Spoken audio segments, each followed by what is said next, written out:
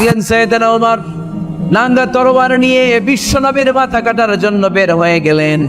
বনু জাহারা গোত্রের একটা লোক বলে, ওমর তুমি কোথায় যাও? ওমরে ফারুক বলেন, মুহাম্মাদের কল্লা কাটার জন্য যাচ্ছি। পড়েন নাউজুবিল্লাহ। ওমরে ফারুক তলোয়ার নিয়ে ছুটলেন, পাগলের মতো ছুটলেন, আর ধৈর্য ধারণ করতে পারেন না। বিশ্বনবীর নূরানি চেহারাটা একবার দেখার জন্য পাগলের মতো ছুটতে আরম্ভ করলেন। ওমরে ফারুককে দারুল আরকামের কাছে আসতে দেখে বিশ্বনবীর চাচা হামজা ইবনে আব্দুল মুত্তালিব এসে বলে, নবী তাড়াতাড়ি দারুল আরকামের ঘর থেকে আপনি পালিয়ে অন্য কোথাও চলে যান। ওই যে ওমর ইবনে খাত্তাব নাঙ্গা তলোয়ার নিয়ে আপনার উপর আক্রমণ করার জন্য ছুটে আসছে গো নবী। বিশ্বনবী বললেন, ও আমার সাহাবারা, ও আমার চাচা হামজা, সবাই আপনারা সরে যান, ওমররে আসতে দেন, ওমররে বাধা দিয়েন না। কারণ কিছুদিন আগে তাহাজ্জুদের নামাজ পড়ে আমি আল্লাহর কাছে একটা বিশেষ দোয়া করেছি। আমার মন বলছে ওই দোয়াটা আল্লাহ কবুল করতে শুরু করেছে। ওমরে ফারুক চলে আসলেন, এসে কোনো কথা নাই, চিৎকার দিয়ে বললেন, আশহাদু আল্লা ইলাহা ইল্লাল্লাহ ওয়া আশহাদু আন্না মুহাম্মাদান আবদুহু ওয়া রাসূলুহু। আমি সাক্ষ্য দিলাম আল্লাহ এক, অদ্বিতীয়, আল্লাহ ছাড়া কোনো ইলাহা নাই, নিশ্চয় আপনি মুহাম্মদ আল্লাহর বান্দা এবং রাসূল। সুবহানাল্লাহ পড়েন। ওই শাহাদাতের জ্যোতি সাইয়েদনা ওমর ফারুকের হৃদয়টারে উজালা করে দিল।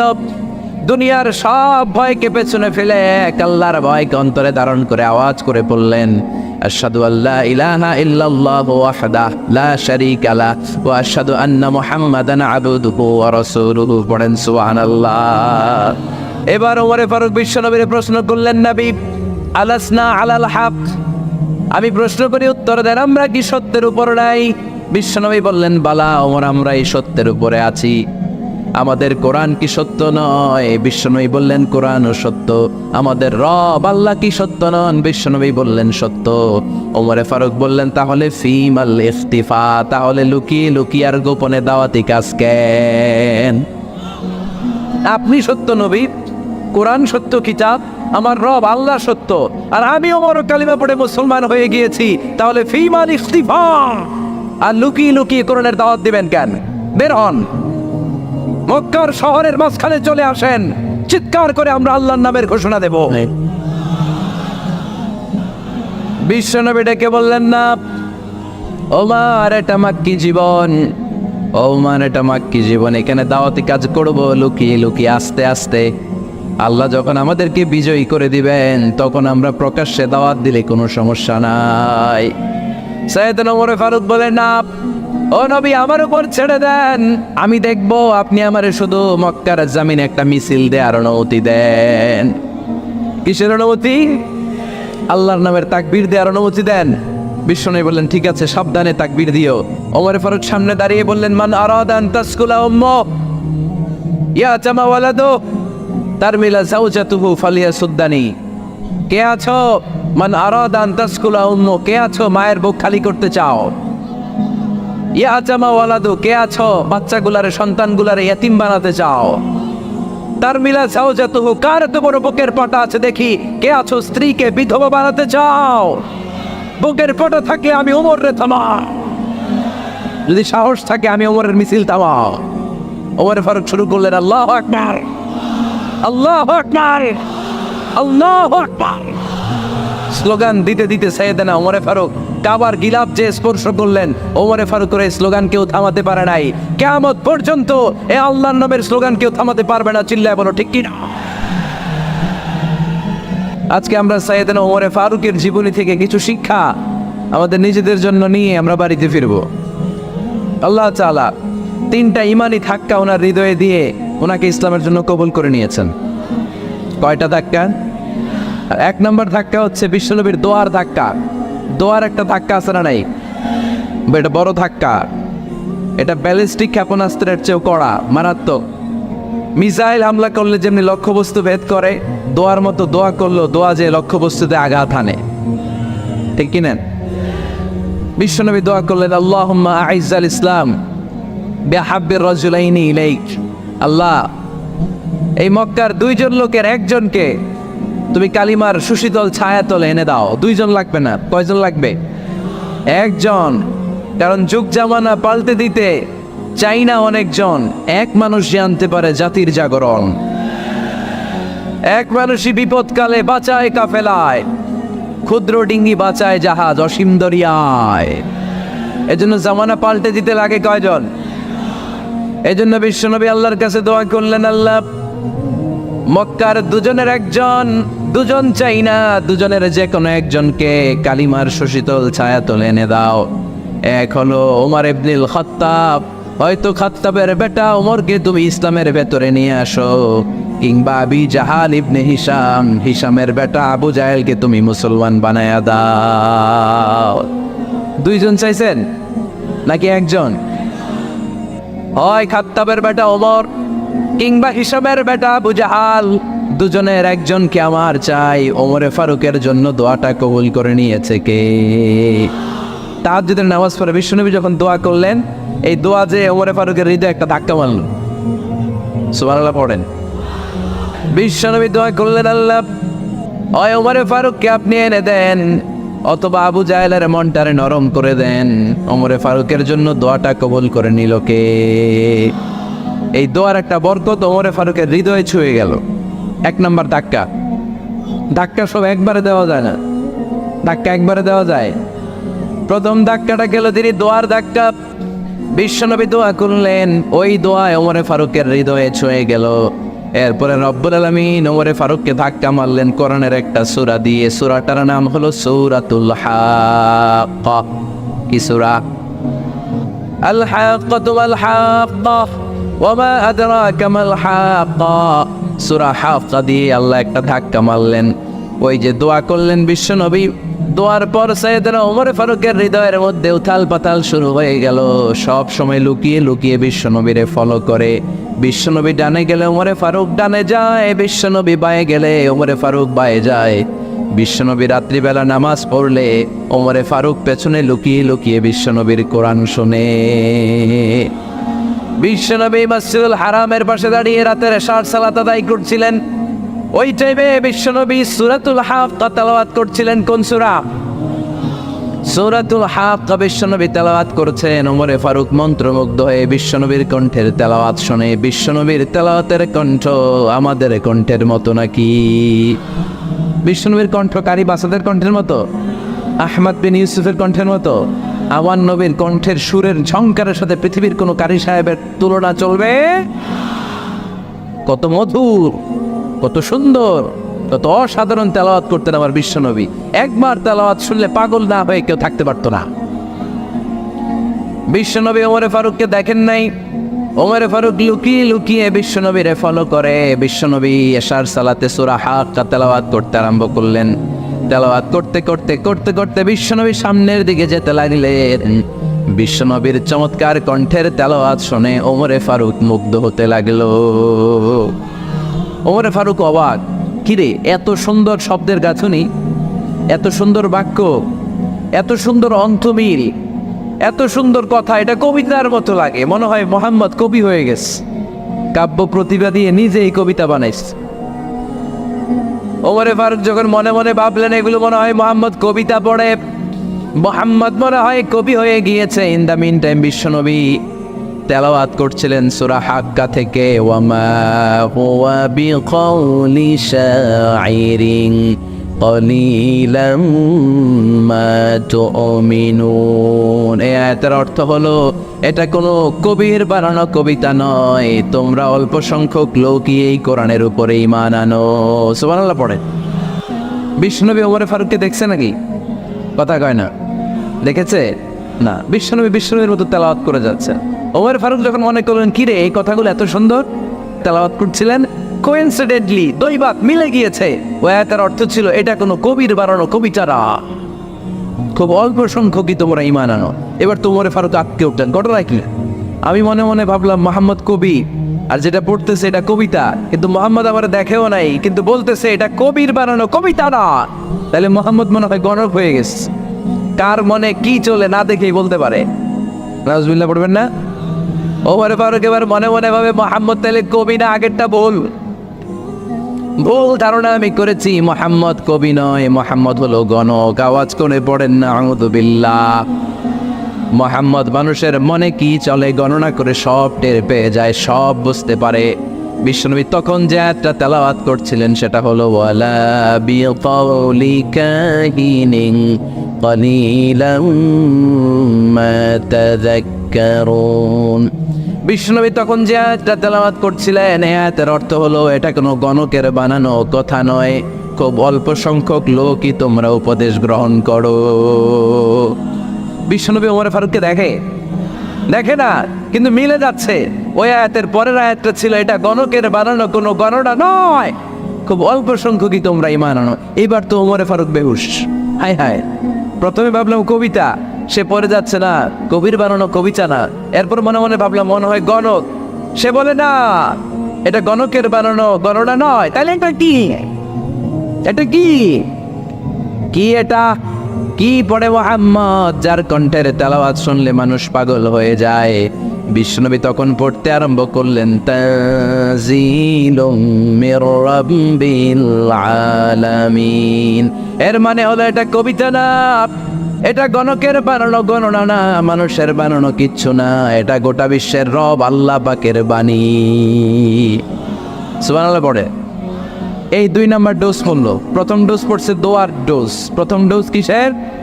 দোয়ার। 2 নাম্বার সূরা হাক্কা দিয়ে আল্লাহ দিলেন এক ধাক্কা। এই সূরা হাক্কার ওই ঘটনার পরে ওমর ফারুক তো পাগল পড়া, কি ঘটে গেল আমার সাথে ওই দিন। আমি মনে মনে যা ভাবি সব মোহাম্মদ বুঝে। আল্লাহ 2 নাম্বার ডোজ দিলেন সূরা হাক্কা দিয়ে এক ধাক্কা। সুবহানাল্লাহ পড়ে। এরপরে ওমর ফারুক প্রায় বিশ্বনবীর কথা ভাবেন, বিশ্বনবী কোথায় যান লুকিয়ে লুকিয়ে দেখেন। এবার রব্বুল আলামিন ভাবলেন এবার সূরা তাহা দিয়ে আমি 3 নাম্বার ডোজ দিয়ে দিব। পড়েন সুবহানাল্লাহ। এবার 3 নাম্বার ডোজ পাবেন, কিন্তু শয়তান ওয়াসওয়াসা দিচ্ছে, ওমর ফারুক যাও, মক্কায় ঘোষণা হয়েছে মুহাম্মদের কল্লা এনে দিতে পারলে এত এত স্বর্ণ মুদ্রা। শয়তানের ওয়াসওয়াসায় আবার ভুল পথে হাঁটতে লাগলেন সাইয়েদনা ওমর। নাঙ্গা তরোয়ার নিয়ে বিশ্বনবীর মাথা কাটার জন্য বের হয়ে গেলেন। বনু জাহারা গোত্রের একটা লোক বলে ওমর তুমি কোথায় যাও? ওমরে ফারুক বলেন মুহাম্মাদের কল্লা কাটার জন্য যাচ্ছি। পড়েন নাউজুবিল্লাহ। আবু জাহারা গোত্রের লোক বলে তুমি মুহাম্মাদের কল্লা কাটতে যাও? আরে তোমার বোন ফাতেমা বিনতে খাত্তাব আর তোমার বোনের জামাই সাঈদ, এরা তো 2জন কালিমা পড়ে মুসলমান হয়ে গেছে। আরে মুহাম্মাদের কল্লা পরে কেটো, আগে ঘর সামলাও। যে ওমর আগে ঘর সামলাও, পরে তুমি মুহাম্মাদের কল্লা কাটতে যাও। ওমরে ফারুক রেগে গেলেন, রাস্তা ঘুরিয়ে বাড়ির দিকে চলতে আরম্ভ করলেন। রাগে তিনি গড়গড় করছেন। ওমরে ফারুকের বোন ফাতেমা বিনতে খাত্তাব, বোনের জামাই সাঈদ, তাদের 2 জনকে খাব্বাব রাদিয়াল্লাহু তাআলা আনহু সূরা তাহা ঘরের ভিতরে তেলাওয়াত করে শোনাচ্ছিল। পড়েন সুবহানাল্লাহ। সূরা তাহা দিয়ে আল্লাহ একটু পরে ধাক্কা মারবে আরেকটা। ওমরে ফারুক যখন আসলেন, ওমরে ফারুকের আওয়াজ শুনে খাব্বাব রাদিয়াল্লাহু তাআলা আনহু লুকিয়ে গেলেন। ওমরে ফারুক দরজার মধ্যে কড়া নাড়লেন। বোন বলে কে তুমি? সাইয়েদনা ওমর বললেন আমি ওমর। খুলে দেওয়া হলো। ঘরের ভেতরে ঢুকেই কথা নাই বার্তা নাই, নিজের আপন বোনকে মারতে শুরু করলো ওমর। বোন জামাইকে আঘাত করতে শুরু করলো। মারতে মারতে নিজের কলিজার টুকরা বোনকে, বোনের জামাইকে সাইয়েদনা ওমরে ফারুক পিটাতে পিটাতে রক্তাক্ত করে ফেললেন। গা দিয়ে ফিনকি বের হয়ে যখন রক্ত বের হয়, সাইয়েদনা ওমরে ফারুকের দিলের মধ্যে মায়া তৈরি হয়ে যায়। সাইয়েদনা ওমরে ফারুক বললেন আমার কলিজার টুকরা বোন আর বোন জামাই, তোরা কেন মুহাম্মাদের কথায় পাগল হলি? বুঝলাম না কেন মক্কার লোকগুলো পাগল পড়া হয়ে সব মুহাম্মাদের দলে চলে যায়।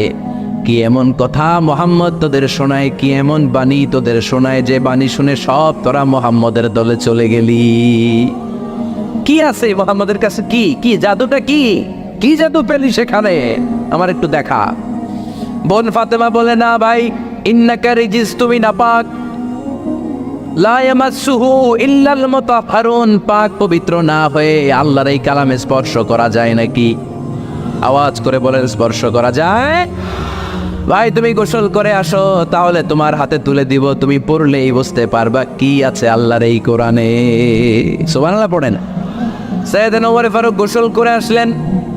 বোন এবার সূরা তাহা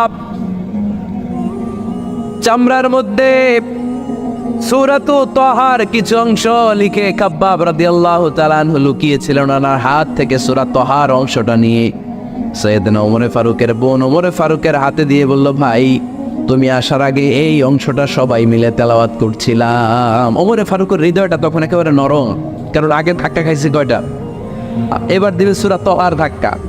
ওমরে ফারুক হাতে নিলেন, খুব ভালো আরবি জানতেন, চমৎকার আরবির অর্থ বুঝতেন, কারণ আরবি ভাষাভাষী মানুষ। হাতে নিয়ে নজর দেওয়ার পরে ওনার চোখ দিয়ে দাঁড় দাঁড় করে পানি বের হয়ে গেল। ওমরে ফারুক আয়াতগুলোর দিকে তাকিয়ে পড়তে আরম্ভ করলেন, তহা মা আনজালনা আলাইকাল কুরআনা লিতাশকা ইল্লা তাযকিরাতাল লিমান ইয়াখশা تنزيلا ممن خلق الأرض والسماوات العلا পড়েন সুবহানাল্লাহ। উনি পড়তে আরম্ভ করলেন, তহা মা আনজালনা আলাইকাল কুরআনা লিতাশকা, এই কোরআনকে হতভাগা জাতি হিসেবে থাকার জন্য তোমাদের উপর নাজিল করি নাই। তানজিলাম মিম্মান খালাকাল আরদা ওয়াস সামাওয়াতিল উলা, এটা ওই রবের পক্ষ থেকে, ওই সত্তার পক্ষ থেকে নাজিল হয়েছে, যেই রব জমিন তৈরি করেছেন, যেই রব বিশাল সুবিশাল আকাশও তৈরি করেছেন। সুবহানাল্লাহ পড়েন। সূরা তহার এই চমৎকার অসাধারণ শব্দ গাঁথনি দিয়ে এই আয়াতগুলো যখন পড়তে আরম্ভ করলেন, ওমরে ফারুক আর নিজের উপর ব্যালেন্স রাখতে পারলেন না, আর ধরে রাখতে পারলেন না। এবার ডাইরেক্ট অ্যাকশন। এবার কি 3 নম্বর ধাক্কা খেয়ে, সূরা তহার ধাক্কা খেয়ে আর সামলাতে পারলেন না, পাগলের মতো হয়ে গেলেন। বলতে আরম্ভ করলেন, আইনা মুহাম্মদ, মুহাম্মদ কোথায়? সাইয়েদনা খাব্বাব বললেন, বিশ্বনবী সাফা পাহাড়ের পাদদেশে দারুল আরকাম ইবনে আবিল আরকামের ঘরে বসে বসে লুকিয়ে লুকিয়ে কোরআনের দাওয়াত দিচ্ছে। ওমর, তুমি যদি মুহাম্মদ সাল্লাল্লাহু আলাইহি ওয়াসাল্লামের দেখা পেতে চাও, তাড়াতাড়ি দারুল আরকামের ঘরের দিকে ছুটে যাও। ওমরে ফারুক তলোয়ার নিয়ে ছুটলেন, পাগলের মতো ছুটলেন, আর ধৈর্য ধারণ করতে পারেন না। বিশ্বনবীর নূরানি চেহারাটা একবার দেখার জন্য পাগলের মতো ছুটতে আরম্ভ করলেন। ওমরে ফারুককে দারুল আরকামের কাছে আসতে দেখে বিশ্বনবীর চাচা হামজা ইবনে আব্দুল মুত্তালিব এসে বলেন, নবী তাড়াতাড়ি দারুল আরকামের ঘর থেকে আপনি পালিয়ে অন্য কোথাও চলে যান। ওই যে ওমর ইবনে খাত্তাব নাঙ্গা তলোয়ার নিয়ে আপনার উপর আক্রমণ করার জন্য ছুটে আসছে গো নবী। বিশ্বনবী বললেন, ও আমার সাহাবারা, ও আমার চাচা হামজা, সবাই আপনারা সরে যান, ওমরে আসতে দেন, ওমরে বাধা দিয়েন না। কারণ কিছুদিন আগে তাহাজ্জুদের নামাজ পড়ে আমি আল্লাহর কাছে একটা বিশেষ দোয়া করেছি, আমার মন বলছে ওই দোয়াটা আল্লাহ কবুল করতে শুরু করেছে। ওমরে ফারুক চলে আসলেন, এসে কোনো কথা নাই, চিৎকার দিয়ে বললেন, আশহাদু আল্লা ইলাহা ইল্লাল্লাহ ওয়া আশহাদু আন্না মুহাম্মাদান আবদুহু ওয়া রাসূলুহু, আমি সাক্ষ্য দিলাম আল্লাহ এক, অদ্বিতীয়, আল্লাহ ছাড়া কোনো ইলাহা নাই, নিশ্চয় আপনি মুহাম্মদ আল্লাহর বান্দা এবং রাসূল। সুবহানাল্লাহ পড়েন। এই কালমা শাহাদাতের ভেতরে আল্লাহর কথা, আমার নবীর কথা ঢুকিয়ে দিয়েছে কে? ঝিনুকের ভেতর লুকিয়ে থাকে যেমন মতি, ঝিনুকের ভেতর লুকিয়ে থাকে যেমন মতি, কালমা শাহাদাতে আছে আল্লাহর জ্যোতি, কালমা শাহাদাতে আছে আল্লাহর জ্যোতি। পড়েন, ঝিনুকের ভেতর লুকিয়ে থাকে যেমন মতি, ঝিনুকের ভেতর লুকিয়ে থাকে যেমন মতি, কালমা শাহাদাতে আছে আল্লাহর জ্যোতি, কালমা শাহাদাতে আছে আল্লাহর জ্যোতি। পড়েন আল্লাহু আকবার।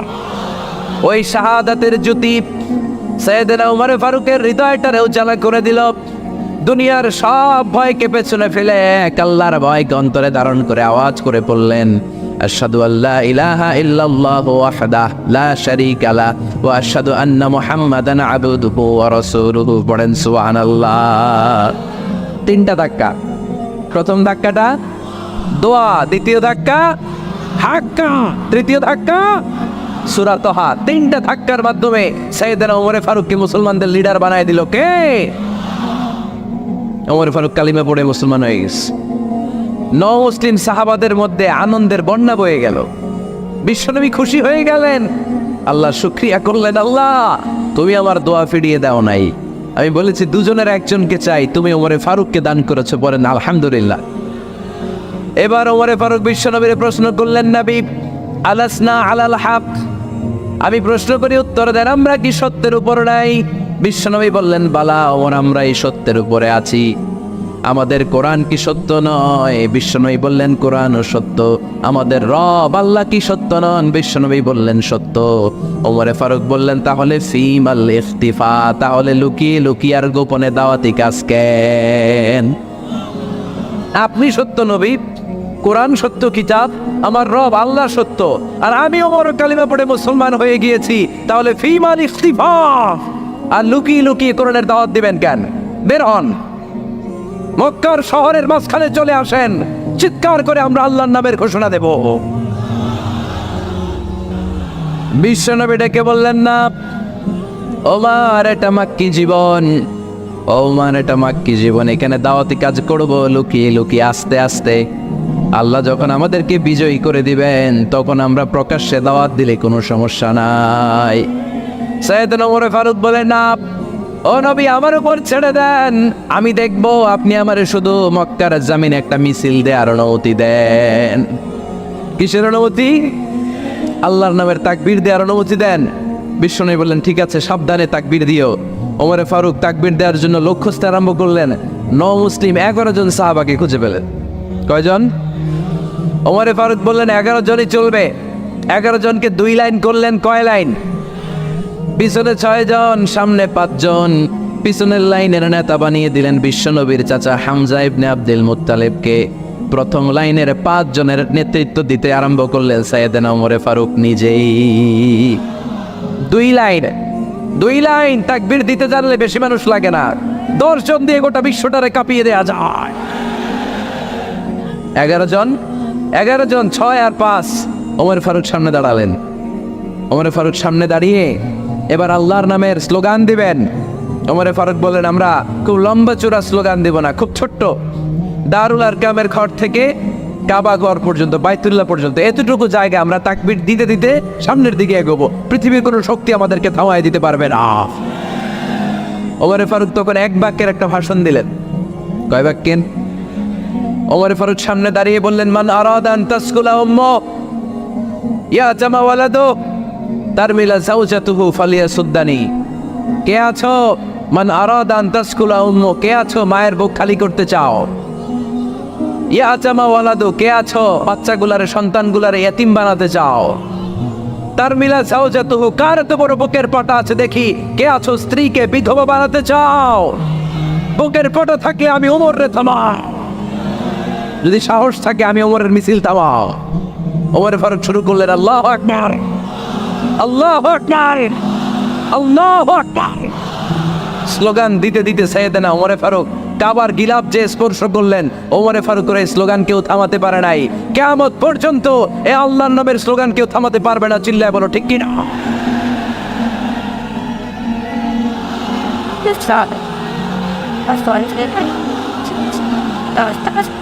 Because I know it. So the person is he that.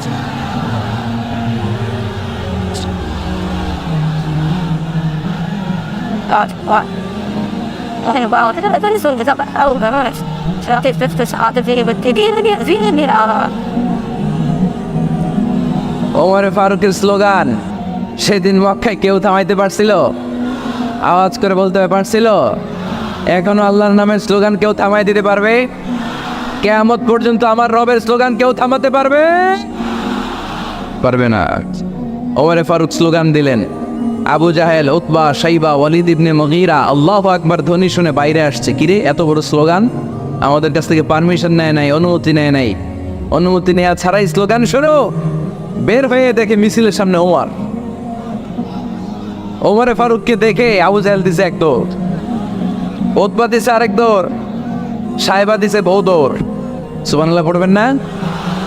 এজন্য ওমর বেশি লাগে না, ওমর লাগে একজন। চিল্লায় বলতে হবে, ওমরে ফারুক লাগে কয়জন?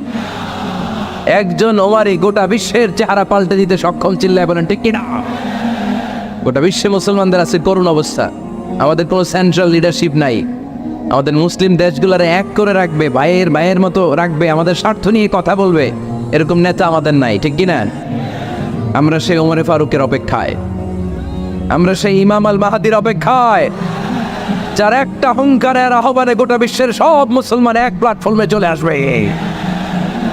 ওইরকম নেতা একজন লাগবে। কয়জন? গোটা মুসলিম উম্মাকে একত্রিত করার জন্য একজন উমরই যথেষ্ট, ঠিক কিনা?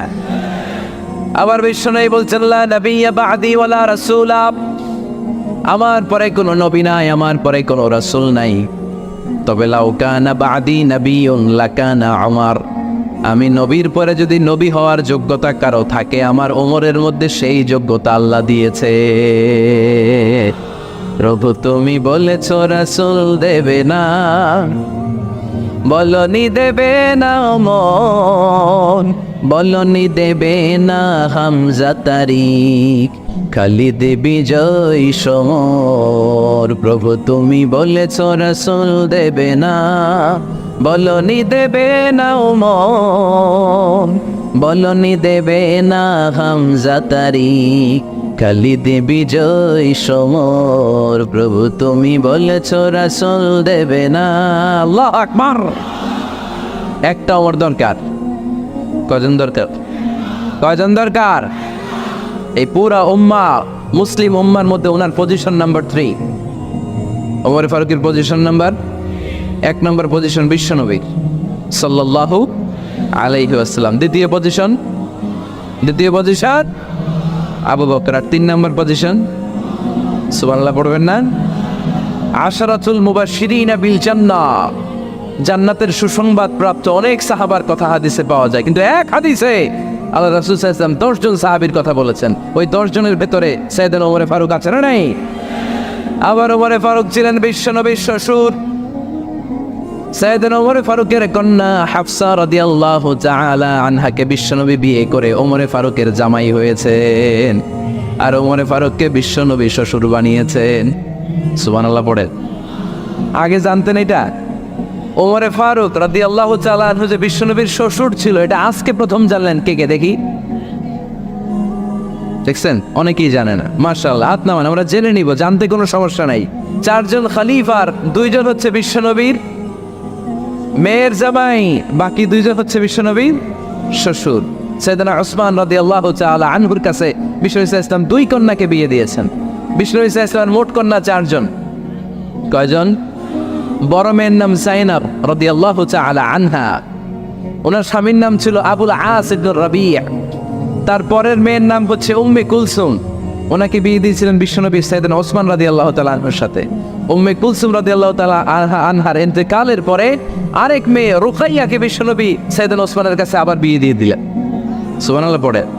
আর সবচেয়ে ছোট্ট কন্যা ফাতেমা রাদিয়াল্লাহু তাআলা আনহাকে বিয়ে দিয়ে দিলেন নিজের চাচাতো ভাই সাইয়েদনা আলী রাদিয়াল্লাহু তাআলা আনহুর সাথে।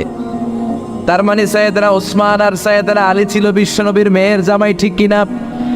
আর সাইয়েদনা আবু বকর রাদিয়াল্লাহু তাআলা আনহুর কন্যা আয়েশা রাদিয়াল্লাহু তাআলা আনহাকে বিশ্বনবী বিয়ে করে আবু বকর রাদিয়াল্লাহু তাআলা আনহুকে বানালেন শ্বশুর। আর ওমর ফারুকের কন্যা হাফসা রাদিয়াল্লাহু তাআলা আনহাকে বিয়ে করে ওমর ফারুককেও বানালেন শ্বশুর। তাহলে 4 খলিফার 2 জন জামাই। 2 জন, আওয়াজ করে বলতে হবে, 4 খলিফার 2 জন, বাকি 2 জন। কোন ব্যক্তিকে যদি আল্লাহ তাআলা জ্ঞান দেয়, আবার যদি তাকওয়ার গুণ দেয়, জ্ঞানও আছে আবার আল্লাহর ভয়ও আছে, এই লোকের কেউ থামায় রাখতে পারবে না। এরা কেউ থামায় রাখতে পারে না, সে গোটা বিশ্ব জয় করবে। সাইয়েদনা ওমর ফারুককে আল্লাহ তাআলা জ্ঞানও দিয়েছেন, আবার তাকওয়াও দিয়েছেন। সুবহানাল্লাহ পড়ে। বিশ্বনবী সাল্লাল্লাহু আলাইহি ওয়াসাল্লাম স্বপ্ন দেখলেন, বিশ্বনবী দুধ খাচ্ছেন, আঙ্গুলের ভেতর দিয়ে ফাঁক দিয়ে দুধ বেরোয়, বিশ্বনবী দুধ খাচ্ছেন। খেতে খেতে একটু দুধ আঙ্গুলে লেগে আছে, এই আঙ্গুলটা কারো মুখে না দিয়ে বিশ্বনবী সাল্লাল্লাহু আলাইহি ওয়াসাল্লাম ওমর ফারুকের মুখের ভিতরে ঢুকাই দিলেন। অতিরিক্ত দুধটা ওমর ফারুক খেলেন। সাহাবারা বললেন, মাযা ওয়ালতা বিহি ইয়া রাসূলুল্লাহ, হে আল্লাহর রাসূল, এই স্বপ্ন দিয়ে কি বুঝালেন? বুঝলাম না। বিশ্বনবী সাল্লাল্লাহু আলাইহি ওয়াসাল্লাম বললেন, আওয়ালতু বিহি আল ইলম, এটা দিয়ে আমি জ্ঞান বুঝিয়েছি, কারণ অতিরিক্ত দুধের অংশটা আমি কাউরে না দিয়ে ওমরকে দিয়েছি, তার মানে ওমরের জ্ঞানের কোনো তুলনা হয় না। এজন্য স্বপ্নে যদি কেউ দেখেন আপনি দুধ পান করছেন, এটা প্রমাণ করে আল্লাহ তাআলা আপনাকে দ্বীনের জ্ঞান দান করবে।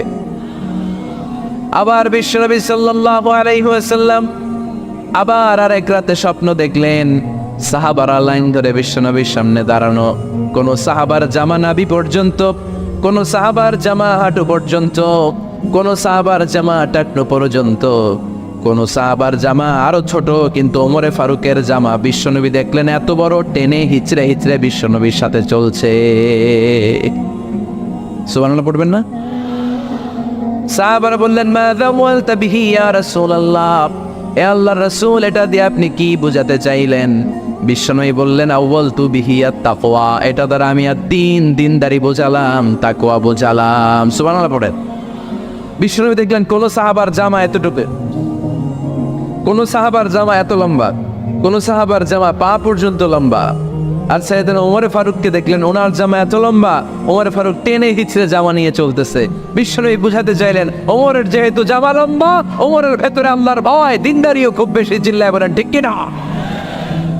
জ্ঞানও দিয়েছেন আবার দিনদারিও দিয়েছেন। এই দুইটা জিনিস যদি থাকে এই পৃথিবীতে তাকে সফল রাষ্ট্রনায়ক বানায় দেয় কে? আবার এই পৃথিবীর বুকে যত নারীরা জান্নাতে যাবে সব নারীদের সর্দারিনী হবে সাইয়্যিদাতুনা ফাতেমা রাদিয়াল্লাহু তাআলা আনহা। এই দুনিয়াতে যত যুবকরা জান্নাতে যাবে তাদের সর্দার হবে সাইয়েদনা হাসান আর হুসাইন রাদিয়াল্লাহু তাআলা আনহুমা। আর এই দুনিয়ার বুকে যত বয়স্ক মানুষেরা জান্নাতে ঢুকবে তাদের নেতৃত্ব দিবেন সাইয়েদনা আবু বকর আর সাইয়েদনা ওমর। আর নারীরা যারা জান্নাতে প্রবেশ করবে এই নারীদের নেতৃত্ব দিবে বিশ্বনবীর কলিজার টুকরা নয়নের পুটুলি সাইয়্যিদাতুনা ফাতেমা রাদিয়াল্লাহু তাআলা আনহা। সুবহানাল্লাহ পড়বেন না? Omar Faruq the super hero of Muslim উম্মাহ। আমরা কাদেরকে সুপার হিরো বানায় রাখছি আমরা জানি না। এই নায়ক নায়িকা গায়ক গায়িকা মডেলরা চোখ ধাঁধানো গ্ল্যামার নিয়ে যারা চলে এরা আমাদের মডেল নয়। আমাদের মডেল সাইয়েদনা ওমর ফারুক। ঠিক কিনা? ঠিক কিনা? আদম আলাইহিস সালামকে যখন আল্লাহ তাআলা তৈরি করলেন 60 হাত লম্বা করে বানালেন। আপনি কয় হাত? রাফলি 3.5 হাত। কিন্তু আদম আলাইহিস সালাম তিনি লম্বায় কত ছিলেন? তো আদম আলাইহিস সালাম যখন সৃষ্টি হলেন তখন আল্লাহ তাআলা আদম আলাইহিস সালামকে বললেন আদম তুমি সালাম দাও। ফেরেশতারা বসা ছিল সাল্লিম আলা উলাইকান নাফার, সালাম দাও। আল্লাহ তাআলা আদম আলাইহিস সালামকে বললেন সালাম দাও। আওয়াজ করে বলুন কি দাও? হে আদম তুমি বলো আসসালামু আলাইকুম। আদম আলাইহিস সালাম বললেন আসসালামু আলাইকুম। আল্লাহ বললেন এটা তোমার এবং তোমার পরবর্তী পৃথিবীতে যারা আসবে তোমাদের অভিবাদন পদ্ধতি, গ্রিটিং স্যালুটেশনস দেয়ার সিস্টেম। কেন বললেন? কারণ শয়তান অহংকারের কারণে বিতাড়িত হয়েছে। আল্লাহ চান যে আদম আলাইহিস সালাম যেন বিতাড়িত না হন। বিষ্ণু বলেন আল বাদিউ বিস সালামি বারিউম মিনাল কিবর, যে আগে আগে সালাম দেয় তার হৃদয় থেকে অহংকার টেনে ছেড়ে ফেলে দেয় কে? আগে সালাম দিবেন আপনার হৃদয় অহংকার মুক্ত হয়ে যাবে। আল্লাহ তাআলা চাইলেন ইবলিস যেই ভুল করেছে আদম যেন সেটা না করে, আদমের হৃদয় যেন আগে থেকে অহংকার মুক্ত থাকে।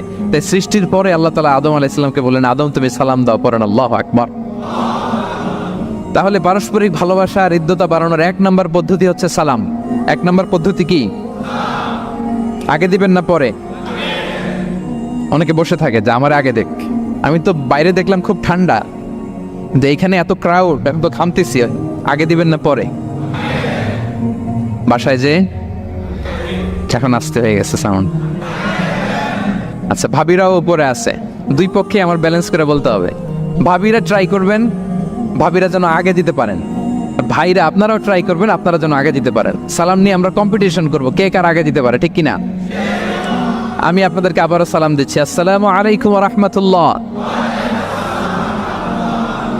তাহিয়াতাম মিন ইনদিল্লাহি মুবারাকাতান তাইয়্যিবা, আল্লাহর পক্ষ থেকে এটা অভিবাদন, মুবারাকা বরকতময়, তাইয়্যিবা এটা পবিত্র বাণী, শান্তির বাণী। অনেকে বলে হুজুর ঘরে শান্তি নাই, তো শান্তির বাণী তো আপনি ঢুকানি না, ঘরে আসবে কোত্থেকে? শান্তির পায়গাম তো ঢুকাতে হবে, আর শান্তির পায়গামের নাম হচ্ছে সালাম। শান্তির পায়গামের নাম কি? তাহলে ঘরে সালামের চর্চা। আপনি ভাবিকে দিবেন, ভাবি আপনাকে দিবে। আপনি বাচ্চাকে দিবেন, বাচ্চা আপনাকে দিবে। সবাই সবাইকে আগে দেওয়ার চেষ্টা করবো, নাকি বসে থাকবেন? তাহলে পারস্পরিক সম্প্রীতি, হৃদ্যতা, ভালোবাসা বাড়ানোর 1 নম্বর ফর্মুলা হচ্ছে সালাম। 1 নম্বর ফর্মুলা আমি কিন্তু জিজ্ঞেস করবো আবার শেষে, এজন্য কান দুটো খরগোশের কানের মতো খাড়া করে আমার দিকে তাকিয়ে থাকুন। 1 to 1, brain to brain. Mobile নাই, ভিডিও নাই, ক্যামেরা নাই, শুধু এভাবে চাতক পাখির মতো তাকিয়ে থাকেন। দেখবেন যে সিনা বা সিনা, এলেম আসছে এভাবে হৃদয় থেকে হৃদয়ে, এলম এসেছে সিনা থেকে সিনা। 1 to 1, ব্রেন টু ব্রেন। তাহলে হৃদ্যতা, সম্পর্ক, ভালোবাসা এটা বাড়ানোর 1 নাম্বার ইসলামী ফর্মুলা কি? এবং বিষ্ণু ইসলাম বলেছেন এই সালাম যদি দাও তাহলে তোমাদের পারস্পরিক ভালোবাসা বাড়বে। তিনি বললেন আওয়ালা আদুল্লুকুম আলা শাইইন ইযা ফাআলতুমুহু তাহাব্বাবতুম, হে সাহাবীরা আমি কি তোমাদেরকে একটা টিপস শিখাই দিব না যেটা করলে তোমাদের মধ্যে ভালোবাসা বাড়বে? সাহাবারা বললেন অবশ্যই শেখাবেন। বিষ্ণু ইসলাম বললেন আফশুস সালামা বাইনাকুম, যদি চাও নিজেদের ভালোবাসা বাড়ুক তো বেশি বেশি সালাম দাও। সরাসরি বিষ্ণু ইসলাম এটাই বলেছেন, নিজেদের মধ্যে ভালোবাসা বাড়াতে চাইলে কি দিবা? সালাম দিবা। তাহলে 1 নম্বর ফর্মুলা আমরা জেনে গেলাম, আমাদের হৃদ্যতা, ভালোবাসা এটা বাড়াতে চাইলে আমরা সালাম দিব। অনেক দিন ধরে কথা বলেন না, ভুল করছেন, আপনি সালাম দিবেন, আপনি শুরু করবেন। অনেকে বলে আমি করবো কেন, ভুল তো সেই করছে, দোষ তো ওর, আমি কথা কমু কেন, এরকম অভিমান আছে না? এই অভিমান আর গো ধরে বসে থাকবেন, আর আওয়াজ করে বলেন থাকবেন, বরং কি করবেন? তাহলে গেল ভালোবাসা, হৃদ্যতা, সম্পর্ক ভালো করার প্রথম পদ্ধতি হচ্ছে সালাম। আমরা সালাম দিব পরস্পরকে। 2 নাম্বার টিপস বা ফর্মুলা হচ্ছে স্মাইলিং ফেসে থাকা, মানে মুচকি হাসির একটা ভাবে থাকা সব সময়। এটা সুন্নাহ, মুচকি হাসি। প্রিয় ভাইরা খেয়াল রাখবেন, হাসি এটা কিন্তু ইতিবাচক ভাবে সংক্রামক, মানে এটা ছড়ায়। আমি হেসে হেসে কথা বললে শ্রোতাও একটু হাসি খুশি ভাব, আমি গোমরামুখ, আপনারাও গোমরামুখ, এরকম হয় না? এবং দেখবেন যে সব সময় একটু স্মাইলিং ফেসে থাকে তাকে সবাই পছন্দ করে। কথা বলেন ঠিক কিনা? হাসি পজিটিভলি সংক্রামিত হয়, ছড়ায়, অন্যকে প্রভাবিত করে। এবং মানসিক স্বাস্থ্যের সাথে হাসির সম্পর্ক আছে। যারা গোমরামুখ থাকে এরা অসুস্থ থাকে বেশি, আর যারা হাসি খুশি থাকে এরা সুস্থ থাকে বেশি।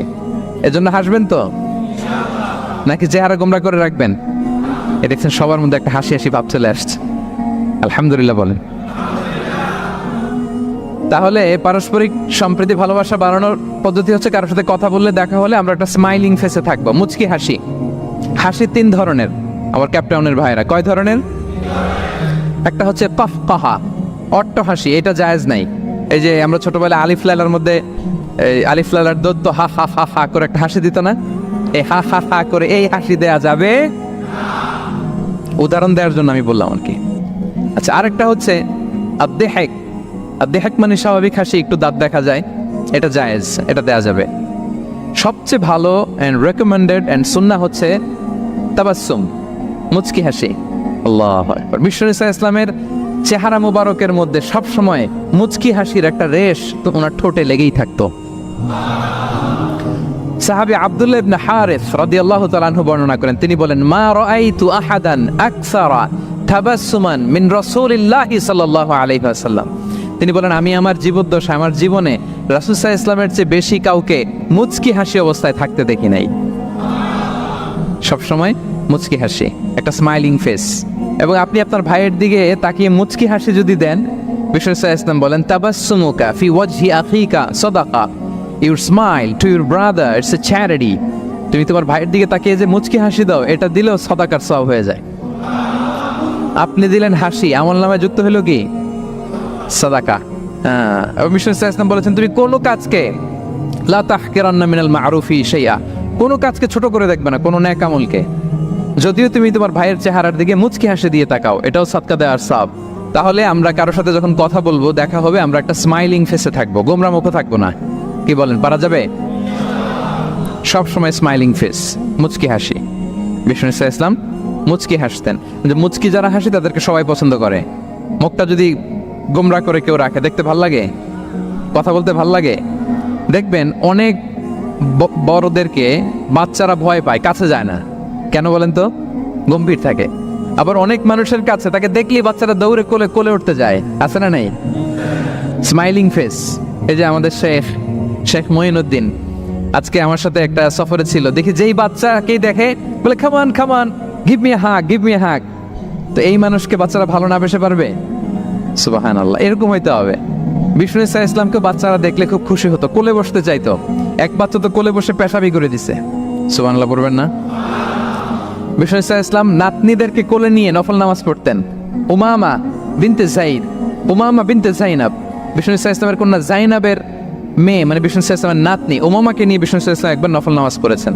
কান্না করে, কান্না থামাই না, নানা ভাইয়ের কোলে থাকবে, তো উনি কোলে রেখেই আল্লাহু আকবার রুকু দেওয়ার সময় পাশে রেখে রুকু সেজদা, ওঠার সময় আবার কাঁদতেছে তো আবার কোলে নিয়ে আবার কেরাত। সুবহানাল্লাহ। তো আমরা সবাই স্মাইলিং ফেসে থাকবো আজকে থেকে, ক্যাপটাউনের ভাইয়েরা। এই কোরআন আপনাকে বলে দিবে কেন আপনি পৃথিবীতে আসলেন, আসার আগে কই ছিলেন, আবার কোথায় যাবেন। এই সব ইনফরমেশন তথ্য কোরআনে আসে না নাই? আমরা যদি বলি কোরআন কেন আসলাম, তুমি বলো। কোরআন বলে ওয়ামা খালাকাতুল জিন্না ওয়াল ইনসা ইল্লা লিয়াবুদুন। জিন জাতি আর মানুষ জাতি তোমাদেরকে সৃষ্টি করা হয়েছে কেবলমাত্র আল্লাহর ইবাদতের জন্য। জোরে বলেন কার? চিল্লায় বলেন না কার? এই জন্য চাইবো আমরা একজনের কাছে, তিনি কে? আল্লাহ ছাড়া অন্য কারো কাছে যাওয়া যাবে? অনেকে আছে গণক বাবার কাছে যায়, জ্যোতিষ বাবার কাছে যায়, রাশিফল দেখে কথা বলে, হাত দেখে কথা বলতে চায়, এরকম লোকের কাছে যায় আছে না নাই? গণকের কাছে যদি যা আপনার ইমান থাকবে নাকি? বিশ্বনবী বললেন মান আতা আররাফান ফাসালাহু আন শাইইন লাম তুকবাল লাহু সালাতুহু 40 ইয়াওমা। কেউ যদি কোনো গণকের কাছে যায়, ভবিষ্যতের ব্যাপারে যদি গণককে জিজ্ঞাসা করে, ওই ব্যক্তির 40 দিনের নামাজগুলোরে বাতিল করে দেয় কে? গণকের কাছে যাবেন না তো? যাবেন না তো? তবে যেতে পারবেন এক শর্তে, সাইজ করার জন্য, মাইট দেওয়ার জন্য পারা যাবে না। ওর চেম্বারে যেই কোনো কথা নেই, 40 কেজি ওজন, থাপ্পড় দিলে যদি রেগে যায়, আমি আমার থাপ্পড় দিলেন কেন? আপনি বলবেন তুমি না গণক, ভবিষ্যতের সব কথা আগেই জানো, আমি এসে যে তোমার থাপ্পড় দিবে তুমি তো আগেই জানার কথা, আমারে দেখে তুই দৌড় দিলি না গে? জোরে বলেন ঠিক কিনা? এইভাবে গণকদেরকে ধোলাই দিলে আর গণক খুঁজে পাওয়া যাবে? এইভাবে জ্যোতিষ বাবাদেরকেও ধোলাই দিতে হবে। বাংলাদেশের জ্যোতিষ বাবা আছে না নাই? লিটন দেওয়ানের চেম্বার আছে না নাই? কোথায়? বসুন্ধরায়। বসুন্ধরাতে আগুন লাগলো, ওর চেম্বারও জ্বললো, কিচ্ছু কইতে পারে নাই। র্যাবের প্রধান যে আগে এটারে বাঁচছে।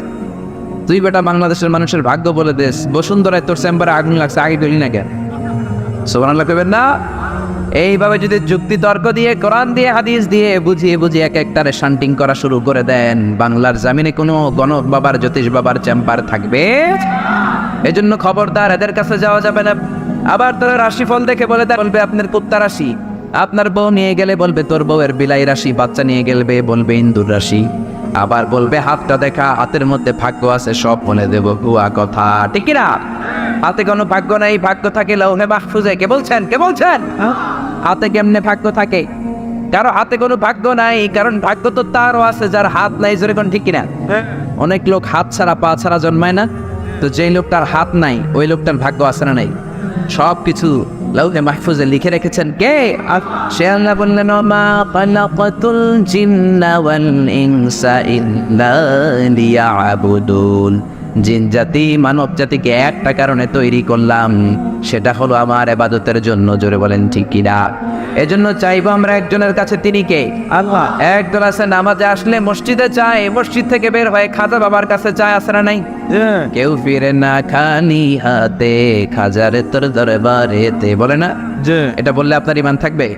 কি বলতে হবে? কেউ ফিরে না খালি হাতে, আল্লাহরে তোর দরবারেতে। কি সত্তর আমার মাওলার দরবার, চাইলে কেউ কোনোদিন খালি হাতে ফিরে না। জোরে বলেন ঠিক না? খাজার দরবারে অনেকে দামি জুতা পড়ে যায়, জুতা চুরে নিয়ে যায়, খালি পায়ে ফিরে আসে, এরকম আছে না নাই? অ্যাপেলের সেট নিয়ে যায়, স্যামসাং এর মোবাইল নিয়ে যায়, চোর বাবা চুরি করে ফেলে মোবাইল, খালি হাতে ফিরে কান্দে, এরকম আছে না নাই? কিন্তু একটা দরবার থেকে কেউ ফিরে না, এটা কার দরবার? আবার একদল আছে মসজিদে যে আল্লাহরে বলে আপনি আর রহমানের রাহিম, দয়ালু। মসজিদে আল্লাহরে দয়ালু বলে, মসজিদ থেকে বের হয়ে দয়াল বাবার কাছে যায়, আছে না নাই? দয়াল বাবা রে দয়া করো আমারে, বলে না? বলা যাবে? কি বলতে হবে? দয়াল আল্লাহ রে দয়া করো আমারে। আমাদেরকে দয়া করে কি? সবাই বলেন কে? সে আল্লাহ বললেন ওমা খালাকাতুল জিন্না ওয়াল ইনসা ইল্লা লিয়াবুদুন। জিন জাতি মানব জাতি ইবাদতের জন্য তৈরি করলাম। আবার বিশ্বনবী বললেন এই ইবাদতের সারমর্ম হলো দোয়া। যেই দোয়াটা শুরুতে আপনারা আমার জন্য করেছেন, ইবাদতের নির্যাস, ইবাদতের জিস্ট সামারি হচ্ছে দোয়া। ইবাদতের সামারি কি? জোরে বলেন কি? এজন্য দোয়া করার দরকার আছে না নাই? দোয়ার মধ্যে পাওয়ার আছে না নাই? দোয়ার ভিতরে ক্ষমতা আছে না নাই? এই ক্ষমতা দিয়ে দিয়েছেন কে? দোয়ার মতো যদি দোয়া করতে পারেন, চাওয়ার মতো যদি চাইতে পারেন, কান্নার মতো যদি কান্না করতে পারেন, ফরিয়াদের মতো যদি ফরিয়াদ করতে পারেন, রোনাজারির মতো রোনাজারি করলে ডাকে সাড়া দিবে কে? সে আল্লাহ বললেন, বান্দা আমি ইবাদতের জন্য তৈরি করলাম, আর ইবাদতের নির্যাস বানালাম দোয়াকে। নামাজ পড়লা, রোজা করলা, হজ করলা, যাকাত করলা, কিন্তু দোয়া করলা না, তাহলে আসল জিনিসটাই তুমি হারালা, ঠিক না? এজন্য বিশ্বনবী বলেন, দোয়া মুখুল ইবাদত। দোয়া হচ্ছে ইবাদতের মগজ, ব্রেইন ছাড়া মানুষ বাঁচে? জোরে বলেন বাঁচে? তেমনি দোয়া ছাড়াও আপনার ইবাদত হবে না। আহলা মিনাল আসাল, হাউজে কাউসারের পানি মধুর চেয়েও মিষ্টি। আবরাদু মিনাস সালজ, বরফের চাইতেও ঠান্ডা। আবিয়াদু মিনাল লাবান, দুধের চাইতেও সাদা। মান শারিবা মিনহা শারবাতান লাম ইয়াজমা আবাদা, এক ঢোক হাউজে কাউসারের পানি যে খাবে, চিরকালের জন্য তার গলার তৃষ্ণা মিটে যাবে।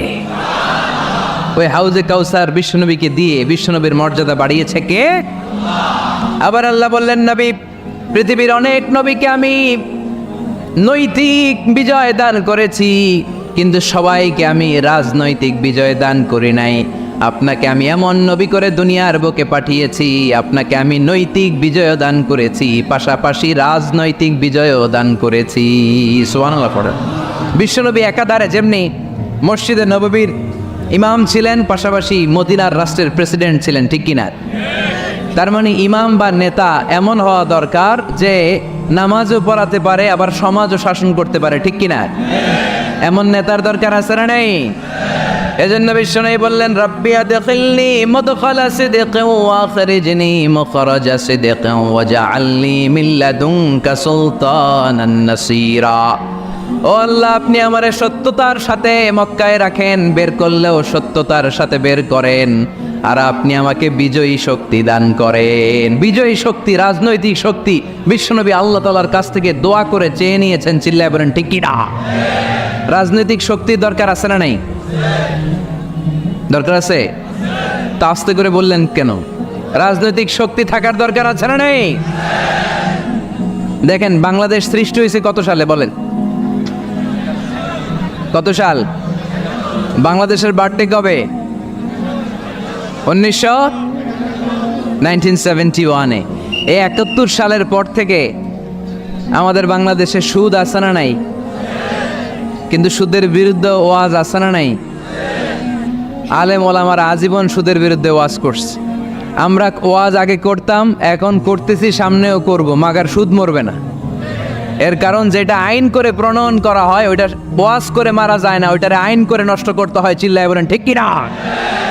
আমি সারা জীবন সুদের বিরুদ্ধে ওয়াজ করলে সুদ যাবে না, কিন্তু দেশনেত্রী মাননীয় প্রধানমন্ত্রী যদি কালকে ঘোষণা দেয় বাংলাদেশের কোনো ব্যাংকে ব্যাংকিং ফিনান্সিয়াল ট্রানজ্যাকশনে কোনো সুদ চলবে না, তার পরের দিন থেকে বাংলাদেশে কোনো সুদ থাকবে না। চিল্লায় বলেন ঠিক কি না?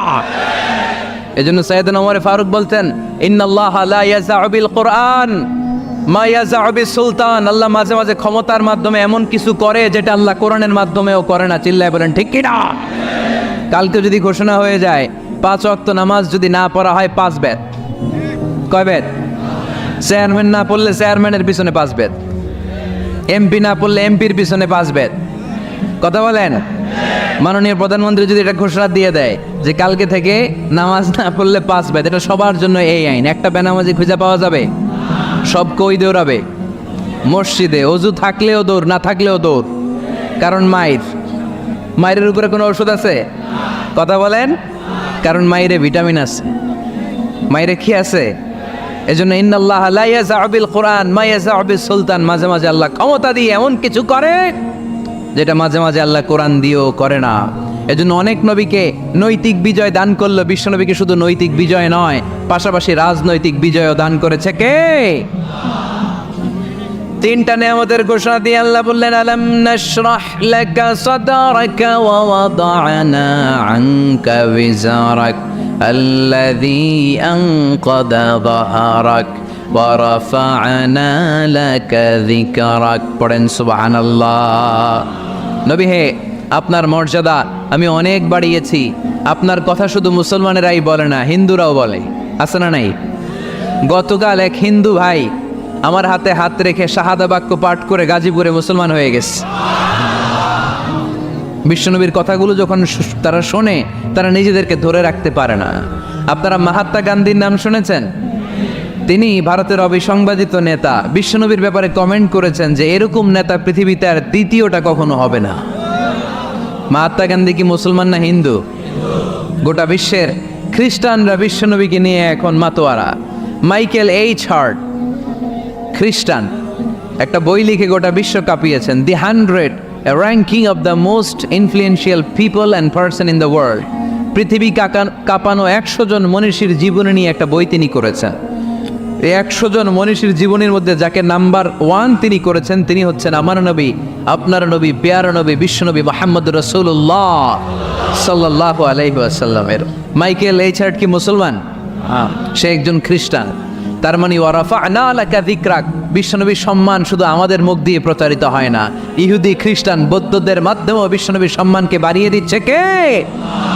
I have studied him, the wonderful man, in my opinion, far from being antichrist, and he must be called the savior of humanity। খ্রিস্টানরা বলছে আমরা এই মুহাম্মাদের জীবনী গবেষণা করে পড়েছি, তাকে খ্রিস্টান বিরোধী বলা তো দূরের কথা, তাকে মানবতার ত্রাণকর্তা বলতে হবে। তিনি গোটা বিশ্বের জন্য সুপারম্যান হয়ে পৃথিবীতে এসেছে। As a father, as a teacher, as a lawgiver, as a lawmaker, Muhammad is the superman of the world।